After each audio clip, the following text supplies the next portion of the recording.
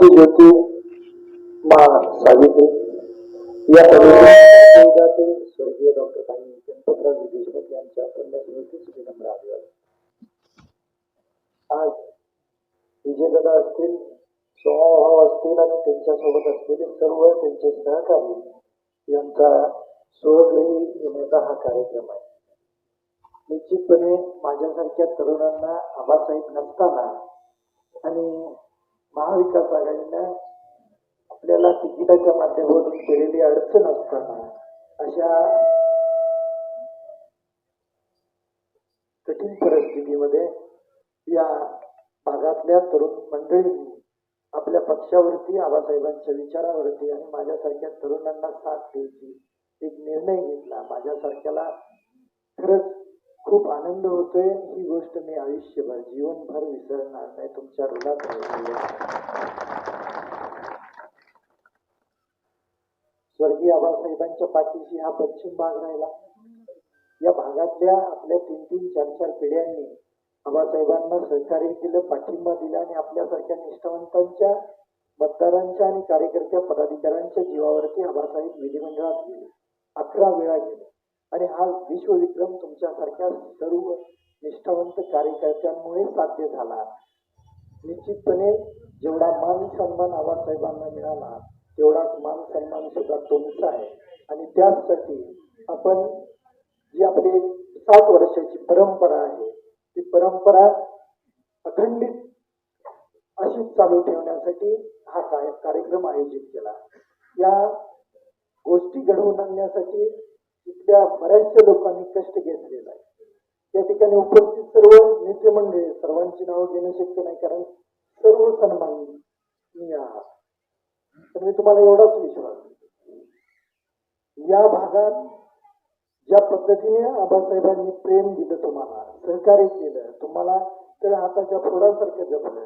कामं करत असताना काही कामं राहिली असतील, निश्चित आम्ही ती मान्य करतो, पण भविष्य काळात ती कामं करून द्यायची जबाबदारी शेतकरी कामगार पक्षाची.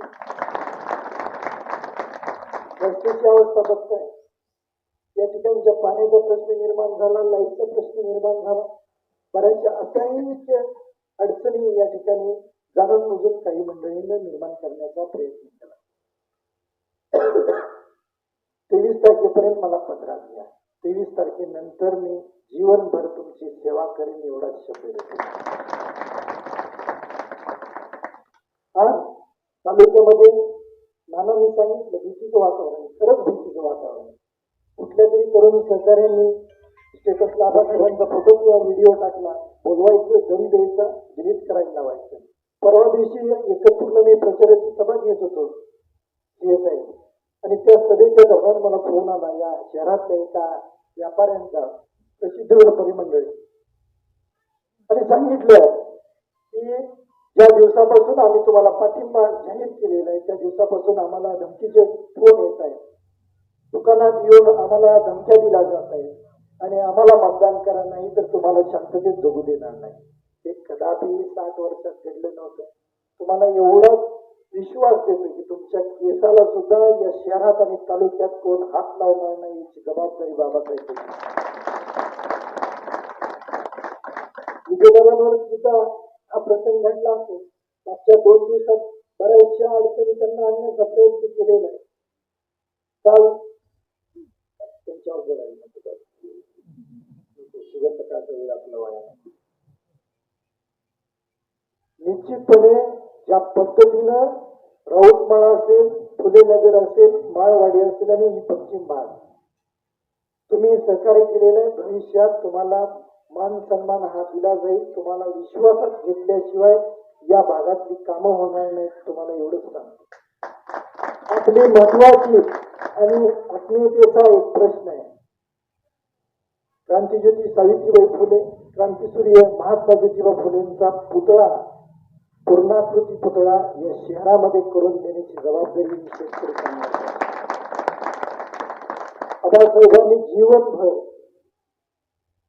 मा सावित्री आणि महात्मा ज्योतिबा फुले यांचा विचार घेऊन जीवन घडवलं.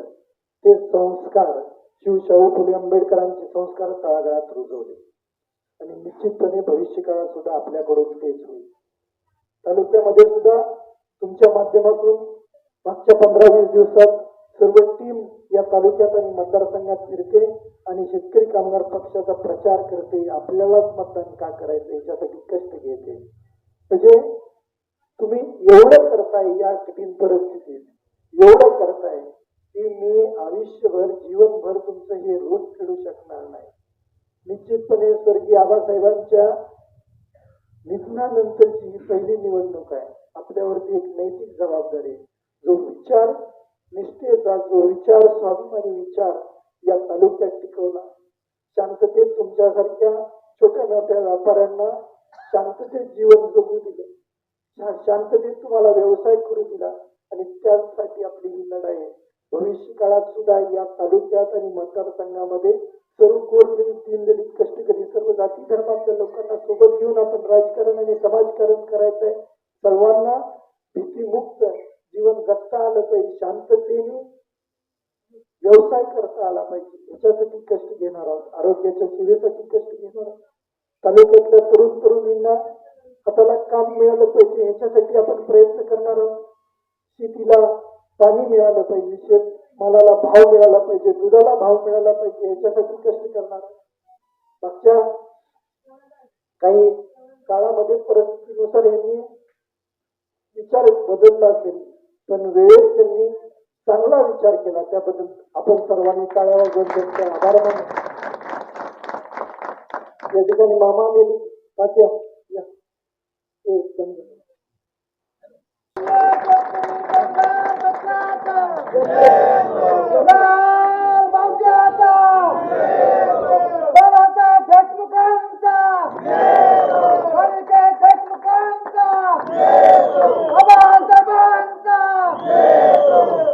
पण जो बाले किल्ला होता तोच बाले किल्ला भविष्यात राहणार आहे आणि स्वर्गातून आबासाहेब बघत असतील.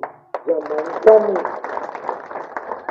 मला जीवनभर साथ दिली तीच माणसं माझ्या निधनानंतर सुद्धा साथ देत आहेत, याचा अभिमान आबासाहेबांना वरती सुद्धा वाटतो.